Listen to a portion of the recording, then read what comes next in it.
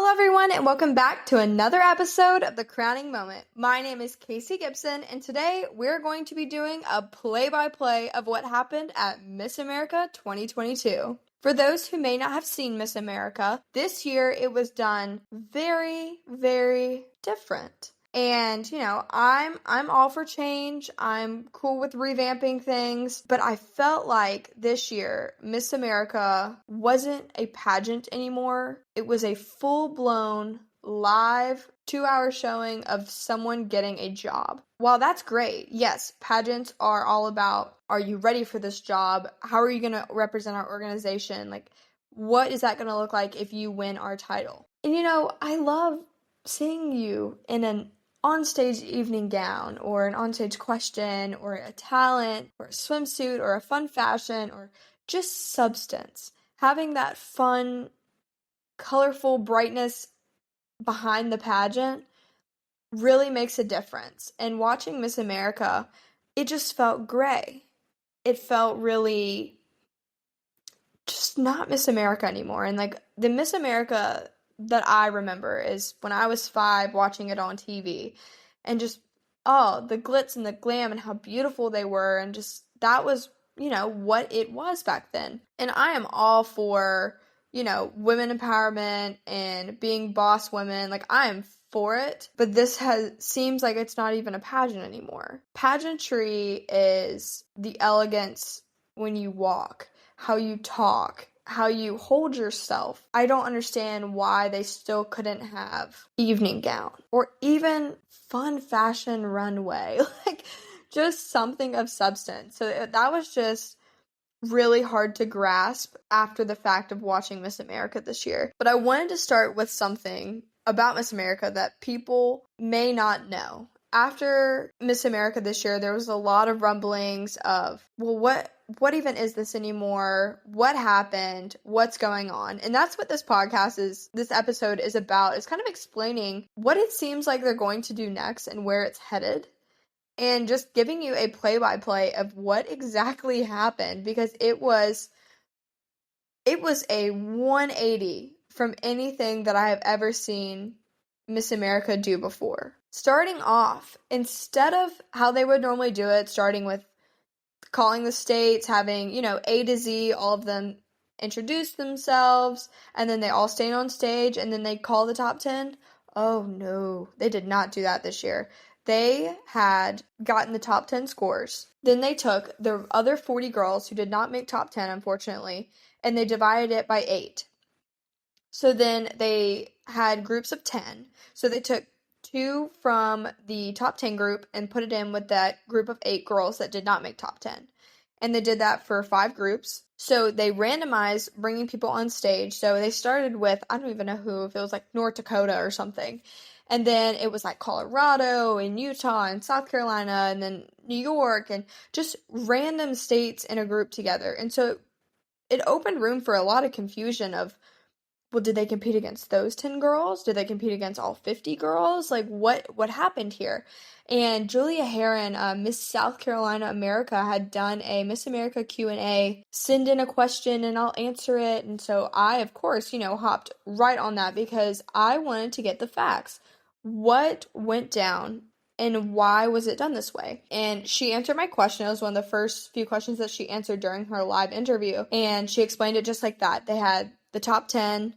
They took the rest of the 40 girls, divided by 8, put the other 2 in there, and then sent out, the first 10, took the top 2 girls out of that group, got them off stage, took the next 10, took 2 girls out of that, and they did that until they had their top 10 on stage. I just wish they would have explained that a little bit more before they did it, if they just said, because they said, okay, we're going to pick the top 2 out of this group of 10 ladies. Yes, they are the top 2. However, they are making the top 10 out of 50. So it almost made it seem like they were only competing against those 10 girls. So it was just really confusing to start off. And that's just, you don't want to start off with confusion. You want to be very transparent and explain what's going on.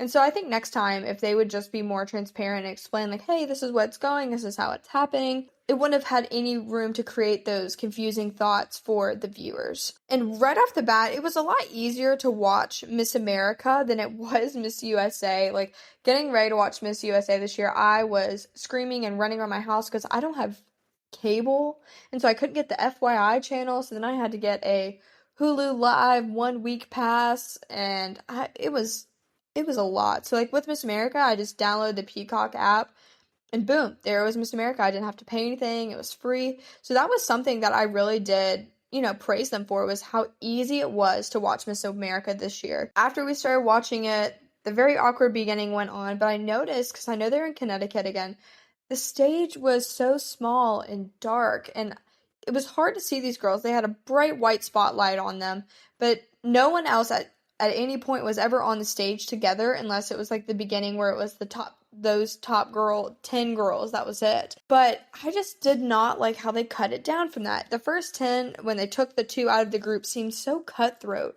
It did feel like a live job interview, the entire pageant, which, yes, Miss America, this is a job. You are interviewing to be Miss America. But I feel like that's how your private interview is. Keyword private. The judges are supposed to interview every one of the girls, and then they pick from their private interview at the best interview, It seemed like they took this entire pageant and made it just a big live job interview. It was a very interesting thing, because I went in, after they had their whole debacle a few years ago, and the CEO resigned, and they had a lot of issues.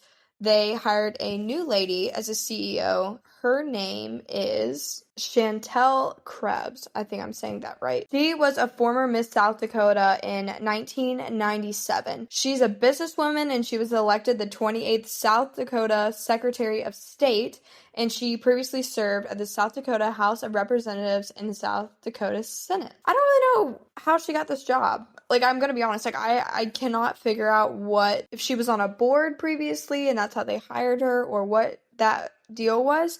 I know that she was, like I said, the former Miss South Dakota 1997. She stated in an article that the skills and scholarship that she gained from the Miss America organization helped her to shape her life personally and professionally, and she's excited to be a part of empowering the next generation of influential, exceptional young women. That's great. I didn't know if she was on a board or something before, because she is just the interim president and CEO. But after seeing is a businesswoman, I was like, that's great. I'm happy. I'm all supporting women in business. That's amazing. Like, I have a business background. Like, I totally understand it. But I feel like if she was Miss South Dakota, she would know how a pageant looks. And I get we're all for this 2.0. And that's great.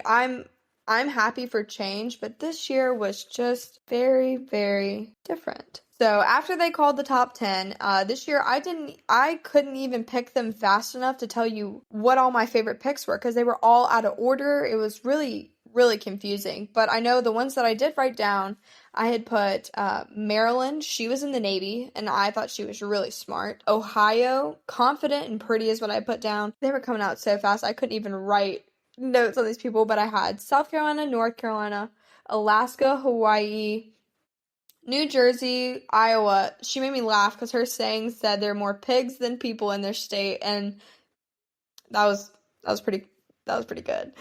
Pennsylvania, Illinois, Mississippi, Kentucky, Louisiana, Alabama, Rhode Island, Oklahoma, California, District of Columbia. She was also in the Navy, and Virginia and Texas. As you can tell, all of those were so randomized and out of order, so I was also very confused writing these down. I was like, why is this person out first? Very confused.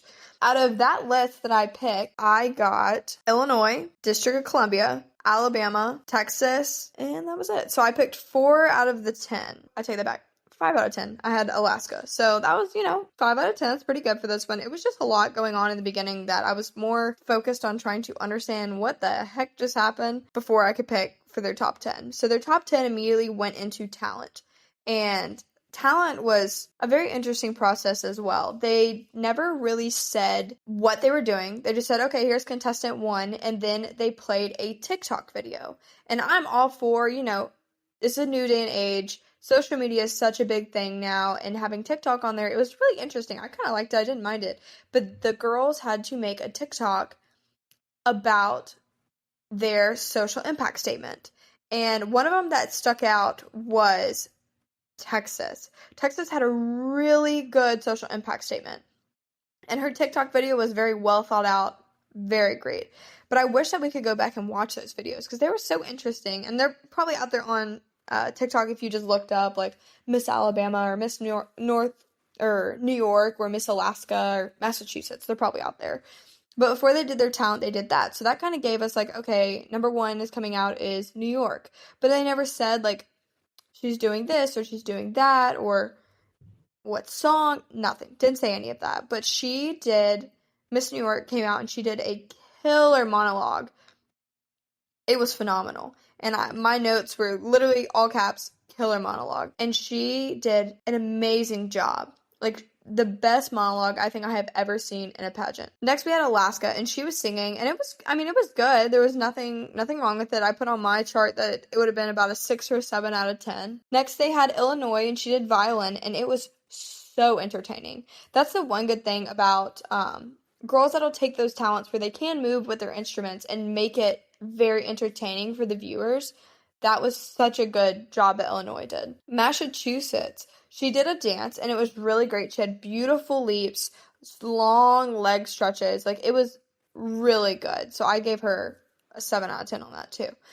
Oregon, she did the piano and sang at the same time, which I think is very impressive that she could do both of those in the first place, because I don't have a musical bone in my body. Cannot sing. Absolutely not. So she killed that. Alabama, I was really confused. In the lineup, they skipped her, and they didn't ever explain, like, oh, Miss Alabama has a thing that we have to put on stage. Like, didn't explain anything. So I was like, did they just skip Alabama? Like, what's going on here? Moving right along, they did District of Columbia, and she also sang, and she could do beautiful long drag notes while she sang. Like, it was really nice. It was so good. And then Florida did an acro dance, and I wrote down next to it, turns out the door, because she did 8 turns and then did a triple pirouette out of her turning sequence. And I was already clapping on turn 4. I was like, yes, ma'am. Like, this is amazing. She can't hear me, but I am clapping for you, girl, all the way from North Carolina. And then Utah, who was one of my favorites, who I didn't write her down in my lineup of people. I missed an entire group in there because there was just so much going on.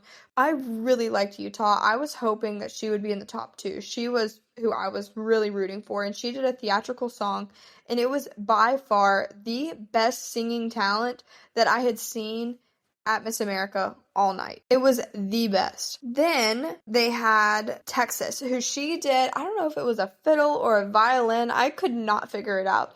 But it was a little offbeat in the beginning, but I think the music was too loud. But it was very entertaining as well. Illinois and Texas did such a great job about having like an entertaining thing. And then also they came back to Alabama again. And she actually did her talent twice because they had to bring out it looked like a foot pedal where she had to change. She was doing an electric violin, so she had to like change it being electric or not. I don't know what the heck was going on. But she did her talent twice because the first time you couldn't hear her at all. Her music was like 110% volume, like could not hear it. But it was also very entertaining to watch twice. And the second time you could actually hear it a little bit better.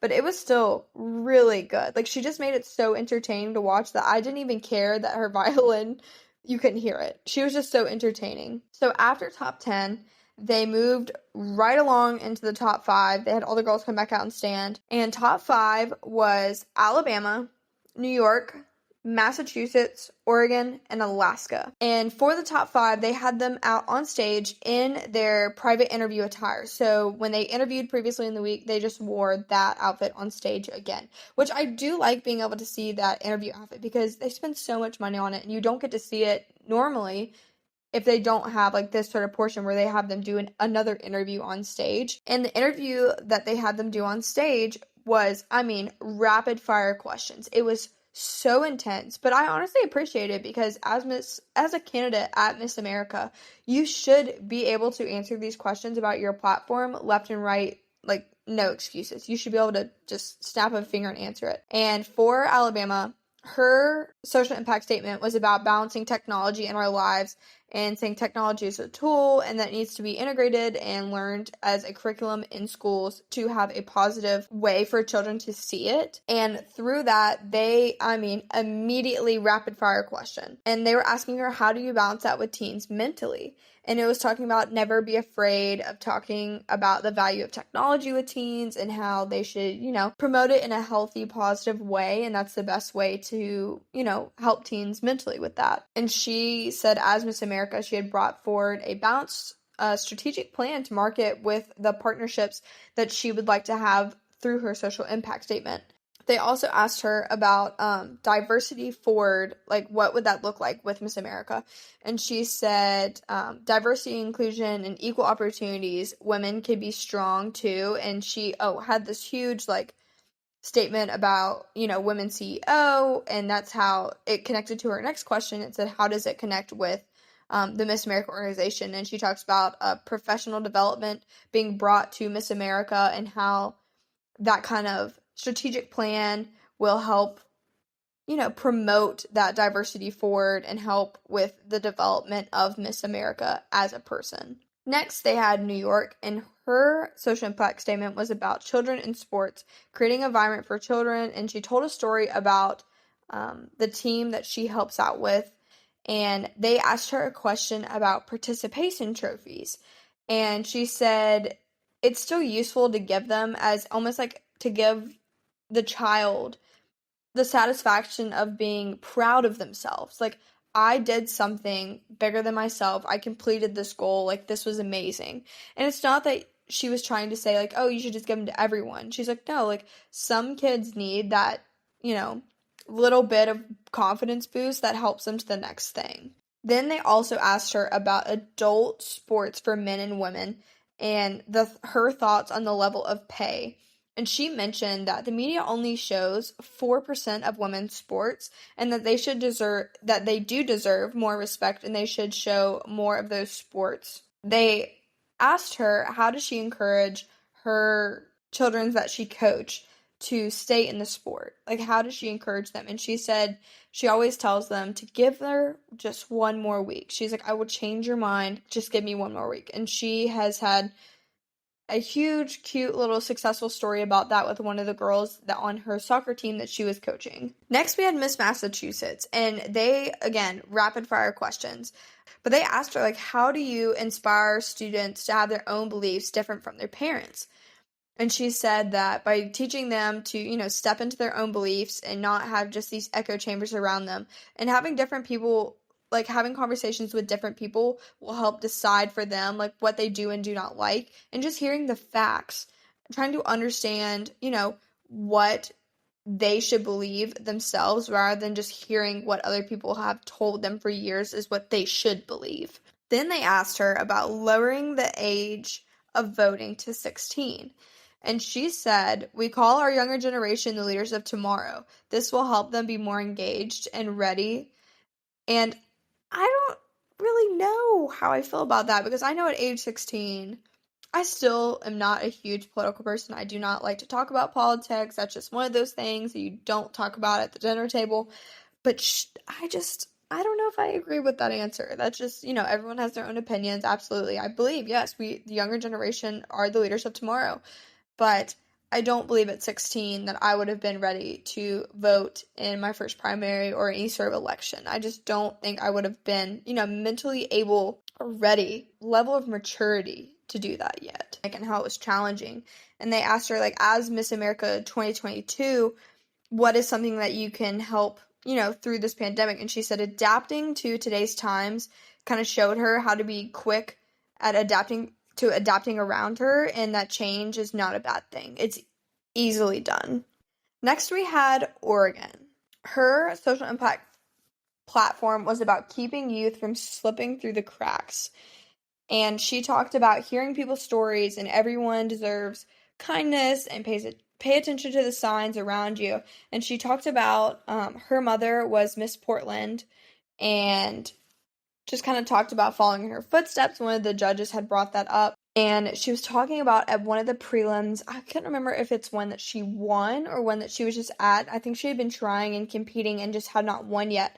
And the previous Miss Oregon had stepped in and told her that she will make her moment. And then she was talking about her biracial heritage and how she can kind of use that, and talking about respecting and coming together and listening and celebrating little moments like that in her life is something that she has been excited about. And they asked her, how would you take Miss America into the next 100 years? And she said, with hope and so much good to come. Finally, we had Alaska, and her social impact statement was about being transparent and vulnerable on social media. And they talked about, with her, like, what is some, like, oversharing, or are you not sharing enough? Like, how is that like? And she said, I want to show everyone that they're just like me and I'm just like them. And she wants to be relatable. And she said that being Miss America, it's not an unattainable thing. And she was talking about how she has OCD and she's ADHD. She was talking about all the different like misconceptions of ADHD, and talking about, some girls find themselves being daydreamers, but usually that's one of the telltale signs of having ADHD. So it's really interesting hearing that. So I'm going to have to go check out her TikTok, because that's where she had been, most on social media was TikTok and sharing these videos, because it's almost like a storytelling app nowadays. So I'll definitely have to check that out on what she had to say on there. Okay, immediately then, they brought all 5 girls back out and they knocked it down. They took the 4th runner-up and the 3rd runner-up immediately. And so 4th runner-up was Oregon and 3rd runner-up was New York, which I was so confused because they're in their interview outfits. They're not in their evening gowns. They haven't even walked an evening gown yet. I was very, very weird. So they had already calculated their talent and then broke them down to the 5 immediately, obviously. And then they did the onstage interview and then immediately called 4th and 3rd place. So I was confused. Then they announced, all right, all of the scores are being thrown out. Nothing matters anymore. It comes down to this final question. They called it the Miss America Real Life Question Challenge. And I was like, okay, this should be interesting. And so the top 3 were Alabama, Massachusetts, and Alaska. So the question that they asked Alabama, these questions came from the judges, and the judges were previous Miss Americas. So the first judge had an issue or an incident that happened during her reign as Miss America, and this question stemmed from it.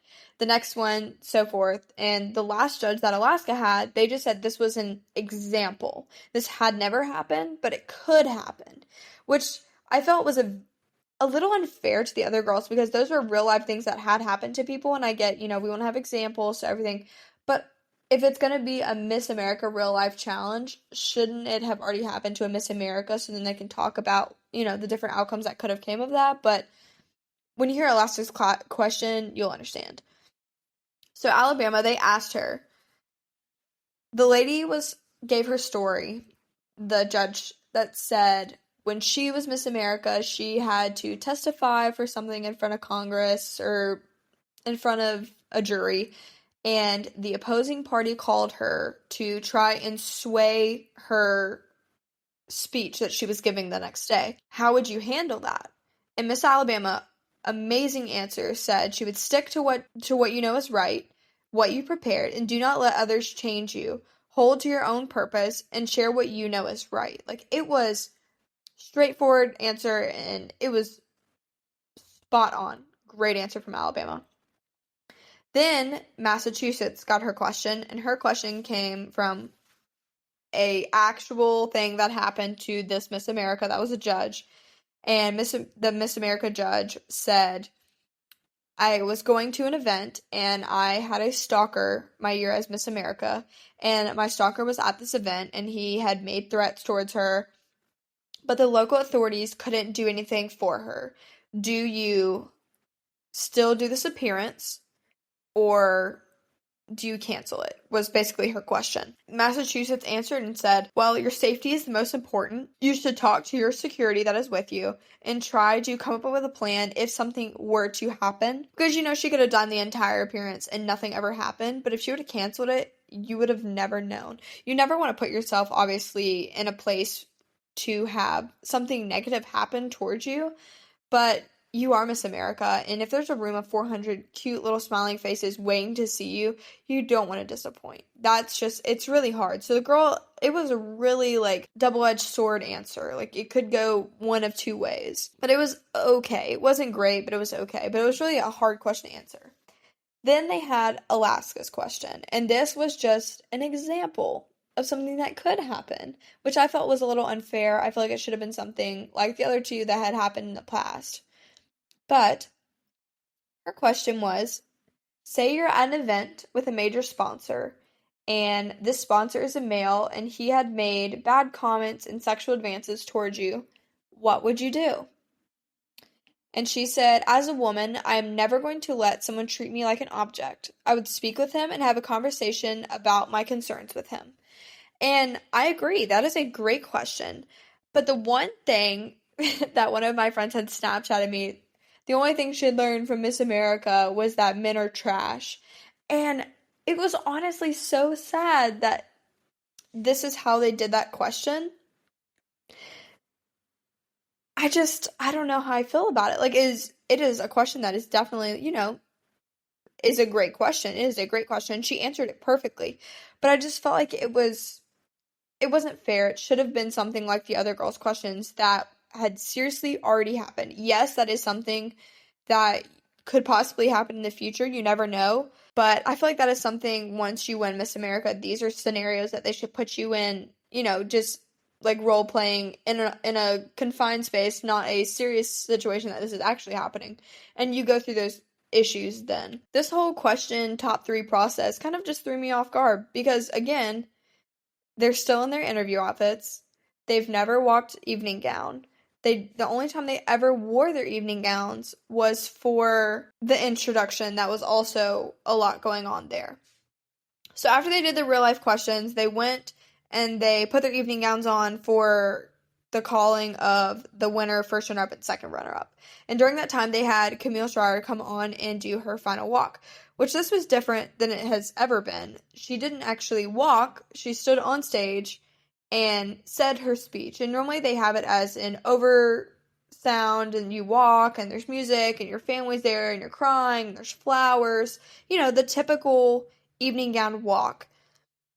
It was just really interesting. You didn't hear anything that was going on during her walk or during her speech, but it seemed to have such like a political purpose behind it, which I was surprised because normally you say like, this year I worked with the USO and I did this and I was so happy to go this many miles as Miss America and, the positives, not really talking about all these political things that took place. Like I get, yes, we just finished a pandemic. Absolutely. I would mention that. This year as Miss America has been very different being in a pandemic XYZ.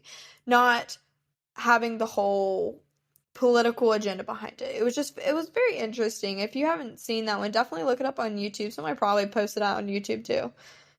But after that, they had all of the contestants come back on stage and they were all wearing these rebel athletic outfits. And I know the teens had them sponsor their fitness outfits at Outstanding Teen for their fitness competition. But if we're going to take away swimsuits from Miss America, why are we on stage in athletic wear?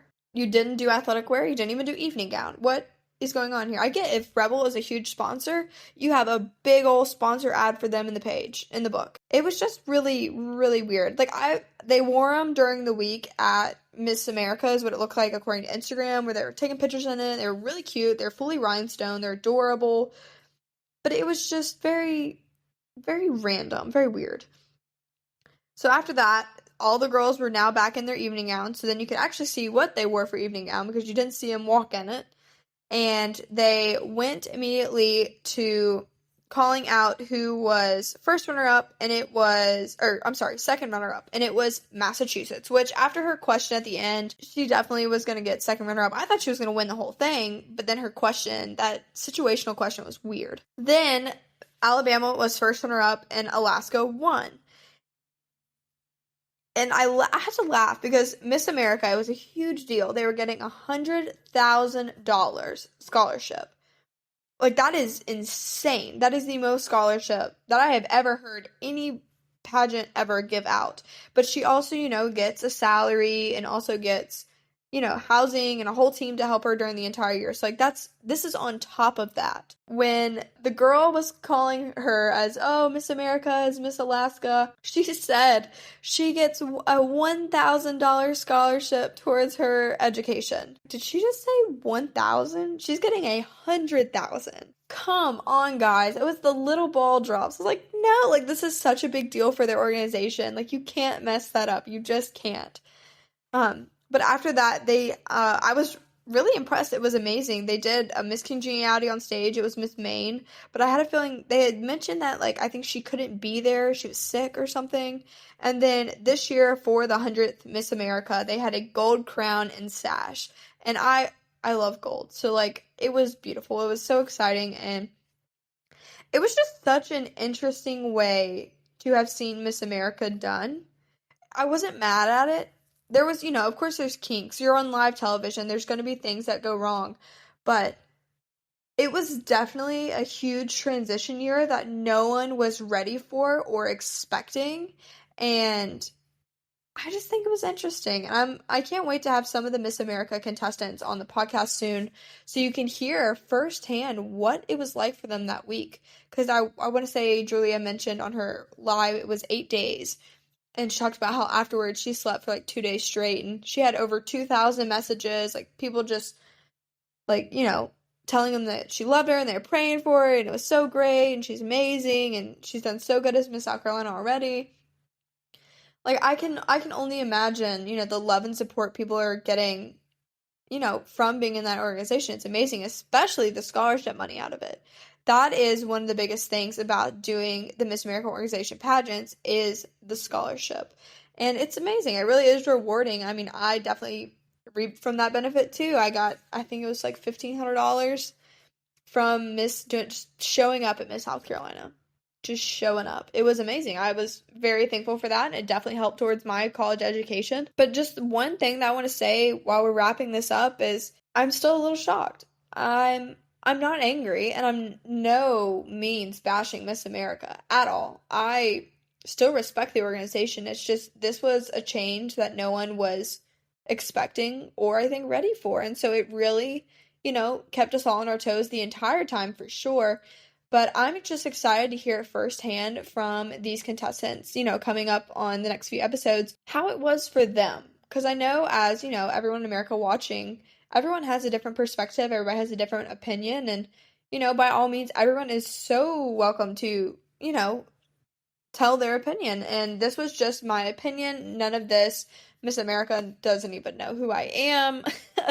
This is just my solely play-by-play. I feel like this has turned into almost like a sporting, and I feel like this is one of those, like, ESPN updates, so it's kind of funny now. But I'm glad that Alaska won. I think she is amazing. I've done my research up on her and looked her up now that she has won Miss America. I did not see it coming by all means. I definitely am sad to see that Utah did not make it higher than she did, as well as Texas. I really liked both of those, and District of Columbia. I liked those three a lot. I was really sad to not see them higher up, as well as New York. I thought she would have been in the top 3. Well, guys, I'm so glad that we could sit down and talk about what all happened at Miss America 2022. Now, since it is episode 10, I am so thankful for all of you that have been listening so far and giving your love and support. I truly appreciate it, and never did I think that this was something I was actually going to be able to do, and here we are, 10 episodes in. With that being said, I wanted to do something a little extra special for the 10th episode. So I will be doing a giveaway. If you head over to my Instagram, caseygibson.official, CASEYGIBSON.official, on Instagram, you will see the rules, the terms and conditions, and what all is being given away. The rules are, you must be following my Instagram page at Casey Gibson Official. You have to like the post that I had done for the giveaway and reshare that post on whether it's your Instagram story or your Facebook page. You can also find this giveaway on Facebook at Casey Grace Gibson on Facebook, just throwing that in there. And also, you have to comment and tag 3 of your friends. You can do anything for the comment you want. You can just say hi. You can just tag 3 friends. You can give me an idea for another episode for the podcast. It is free reign. But this does end next Monday evening. If you have any questions, feel free to reach out to me on Instagram at caseygibson.official. And again, thank you guys so much for listening and supporting this podcast. And whatever happens in the future, guess you'll have to check out next week on another episode of The Crowning Moment. Bye, guys.